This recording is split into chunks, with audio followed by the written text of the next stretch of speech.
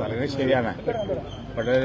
ജയിലിൽ കിടക്കുന്ന കൊടും ക്രിമിനലുകൾക്ക് എല്ലാ നിയമങ്ങളെയും ലംഘിച്ചുകൊണ്ട് നൂറുകണക്കിന് ദിവസം പരോൾ കൊടുക്കുന്ന ഗൌരവതരമായ വിഷയമാണ് ഞങ്ങൾ ഇന്ന് നിയമസഭയിൽ ചർച്ച ചെയ്യാൻ കൊണ്ടുവന്നത്.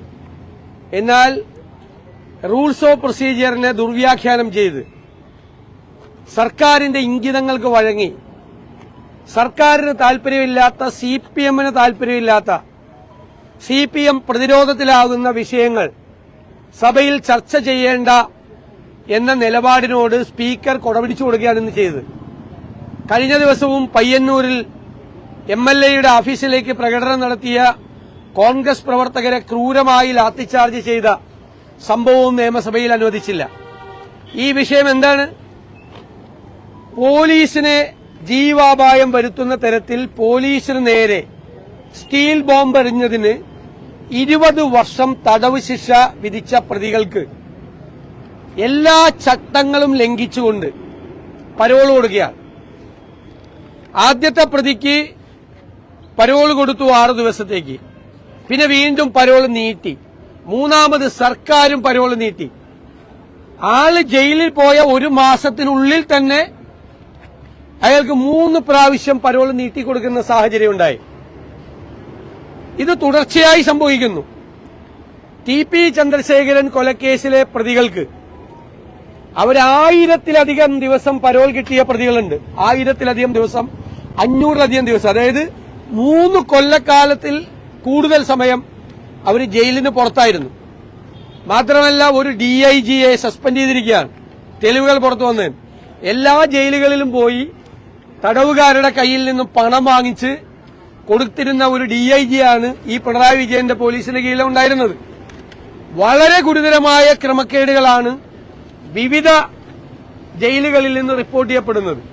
കൊടും ക്രൂരകൃത്യങ്ങൾ ചെയ്ത കൊടും ക്രിമിനലുകൾക്ക് എല്ലാ നിയമങ്ങളും ലംഘിച്ച്, അതായത് ഏറ്റവും അടുത്ത ബന്ധു മരിക്കുകയോ ഗുരുതരമായ അസുഖം ബാധിക്കുകയോ ചെയ്താൽ മാത്രമേ പരോൾ കൊടുക്കാൻ പാടുള്ളൂ. 1000-ലധികം ദിവസം എങ്ങനെയാണ് ടി.പി. ചന്ദ്രശേഖരൻ കേസിലെ പ്രതികൾക്ക് പരോൾ കിട്ടിയത്? 1000-ലധികം ദിവസം ഇവരുടെ ബന്ധുക്കൾ മരിച്ചോ? ഇവരുടെ ബന്ധുക്കൾ ഗൌരവമായിട്ട് സീരിയസ് ആയി കിടന്നോ? അപ്പൊ കൊടുക്കുകയാണ്. അതായത് സിപിഎമ്മിന് വേണ്ടി കൊല നടത്തിയ പ്രതികൾക്ക് പരോളാണ്. അപ്പൊ നിയമത്തെ കാറ്റിൽ പറത്തുകയാണ്.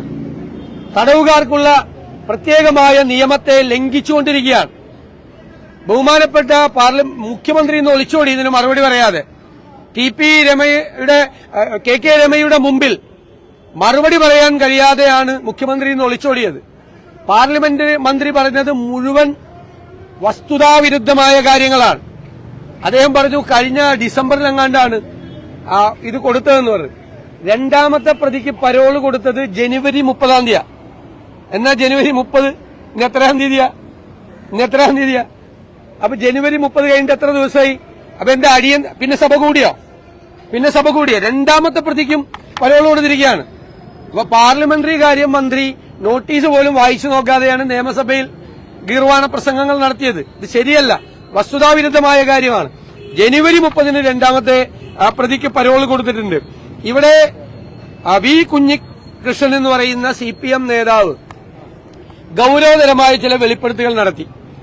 ധനരാജ് രക്തസാക്ഷി fund, Payyanur area committee fund, കെട്ടിട നിർമ്മാണ ഫണ്ട്, നിയമസഭാ തെരഞ്ഞെടുപ്പ് ഫണ്ട്, എംഎൽഎക്കെതിരായി ആരോപണം ഉന്നയിച്ചു. അതിനെതിരായി കുഞ്ഞികൃഷ്ണനെതിരായി പ്രകടനം നടത്തിയവരുടെ കൂട്ടത്തിൽ ഈ പരോളിൽ പുറത്തിറങ്ങിയ പ്രതിയുടെ ചിത്രം എല്ലാത്തിലും ഒന്നാണ്. അപ്പൊ പരോൾ കണ്ടീഷൻ പോലും ലംഘിച്ചുകൊണ്ടാണ് ഇയാള് ഈ പ്രകടനത്തിൽ പങ്കെടുത്തത്. ഇപ്പൊ വീണ്ടും പരോൾ കൊടുത്തിരിക്കുകയാണ്. കുഞ്ഞികൃഷ്ണൻ കോടതിയിൽ പോയി ജീവൻ സംരക്ഷിക്കാൻ വേണ്ടിയിട്ട് പോലീസ് പ്രൊട്ടക്ഷൻ ചോദിച്ചിരിക്കുകയാണ്. അപ്പൊ ഒന്നാമത്തെ പ്രതി പയ്യന്നൂർ തന്നെയാണ് ഈ സംഭവം. പയ്യന്നൂരിൽ പോലീസിനെ സ്റ്റീൽ ബോംബ് എറിഞ്ഞ് കൊല്ലാൻ മടിക്കാത്ത, അതിനുവേണ്ടി ശ്രമിക്കാൻ മടിക്കാത്ത പ്രതികളെ വീണ്ടും ജയിലിൽ നിന്ന് പരോളിൽ ഇറക്കി വിടുന്നത് വീണ്ടും കുഞ്ഞികൃഷ്ണനെ വധിക്കാൻ വേണ്ടിയിട്ടാണോ എന്നുള്ള ഗൌരവമായ സംശയം പയ്യന്നൂരിൽ നിലനിൽക്കുകയാണ്. അതുകൊണ്ടാണ് കുഞ്ഞികൃഷ്ണൻ കോടതിയിൽ പോയി പോലീസ് പ്രൊട്ടക്ഷൻ മേടിച്ചിരിക്കുന്നത്. ജയിലിലെ കൊടും കുറ്റവാളികളെ ഇവര് പരോളിലിറക്കി കുഞ്ഞികൃഷ്ണനെ വധിക്കാനാണോ എന്ന സംശയമാണ് ഇപ്പൊ നിൽക്കുന്നത്. അത്രയും ഗൌരവം ഈ വിഷയത്തിൽ ഉള്ളതുകൊണ്ടാണ് ഞങ്ങൾ മാത്രമല്ല, നേതൃത്വത്തെ അണികൾ തിരുത്തണമെന്നുള്ള പുസ്തകം, കുഞ്ഞികൃഷ്ണന്റെ പുസ്തകം ഈ 4-ാം തീയതി പുറത്തിറങ്ങുകയാണ്. അപ്പൊ അത് പുറത്തിറങ്ങരുത് എന്ന് ആഗ്രഹിക്കുന്ന CPM നേതാക്കന്മാരാണ് ഇടപെട്ടിട്ട് ഇയാളെ പുറത്തിറക്കിയിരിക്കുന്നത്.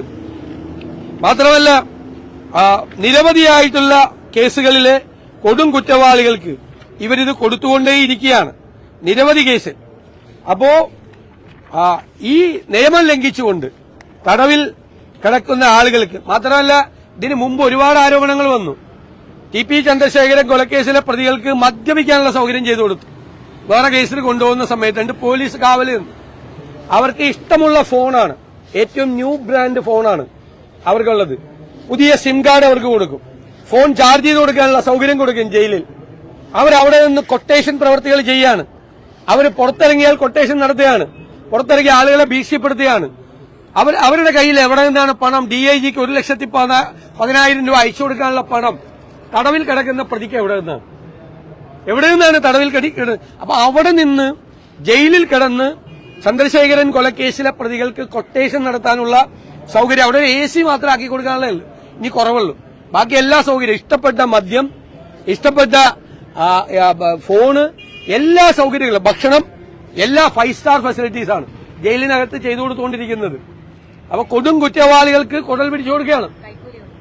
എന്നിട്ട് ഇവർക്ക് കൈകൂലി കൊടുക്കാനുള്ള പണം കൂടി കൊടുക്കുകയാണ്, പാർട്ടി കൊടുക്കുകയാണ്. കൊട്ടേഷനാണ് ചെയ്യുന്നത്. ക്രിമിനൽ കുറ്റകൃത്യങ്ങളാണ് ജയിലിൽ കിടക്കുന്ന തടവുകാർ ചെയ്യുന്നത്. കേരളത്തിൽ ഇതുവരെ കേൾക്കാത്ത കാര്യങ്ങളാണ്. ഈ വിഷയം നിയമസഭ കൂടുമ്പോൾ നിയമസഭയിലല്ലാതെ പിന്നെ എവിടെ പോയി പറയും? പുത്തരിക്കണ്ടത്ത് പോയി പറഞ്ഞാൽ മതിയോ? എന്നാ പിന്നെ നിയമസഭ കൂടേണ്ട ആവശ്യമില്ലല്ലോ. പുത്തരിക്കണ്ടത്ത് പോയി പറഞ്ഞാൽ മതിയെങ്കിൽ ഇത് നിയമസഭയിൽ പറയേണ്ട കാര്യമല്ലേ? ഉദ്യോഗസ്ഥന്മാരുടെ, ഭരണകൂടത്തിന്റെ, പൊതുസമൂഹത്തിന്റെ ഫോക്കസിൽ കൊണ്ടുവരണ്ടേ? നിയമലംഘനമാണ് നടക്കുന്നത്. ക്രിമിനലുകളെ പ്രോത്സാഹിപ്പിക്കുകയാണ്, ഭയമാണ് ക്രിമിനലുകളെ. അവർ പുറത്തു വന്ന് പറയുമെന്നാണ്. TP ചന്ദ്രശേഖരൻ കൊലക്കേസിലെ പ്രതികളെ ഗവൺമെന്റിനും CPM നേതൃത്വത്തിനും പേടിയാണ്. കാരണം ഒരു ഗൂഢാലോചന ഉണ്ട് അതിന്റെ പുറകിൽ. ആ ഗൂഢാലോചന ഈ പ്രതികൾ വെളിപ്പെടുത്തിയാൽ ഇപ്പൊ ഇവിടെ ഇരിക്കുന്ന പല നേതാക്കന്മാരും ജയിലിൽ പോകും. വൻ നേതാക്കന്മാർക്ക് അതിൽ പങ്കുണ്ട്. അതുകൊണ്ട് ആ പ്രതികളെ ഭയന്നാണ് CPM ജീവിക്കുന്നത്. ഈ നിയമസഭയിൽ ഇതിന് അവസരം തരാത്തതിൽ അതിശക്തിയായ പ്രതിഷേധം ഞങ്ങൾ പ്രകടിപ്പിക്കുന്നു. നമ്മുടെ നിയമസഭയിൽ ഏറ്റവും സുപ്രധാനമായ ഒരു വിഷയത്തെ സംബന്ധിച്ചാണ്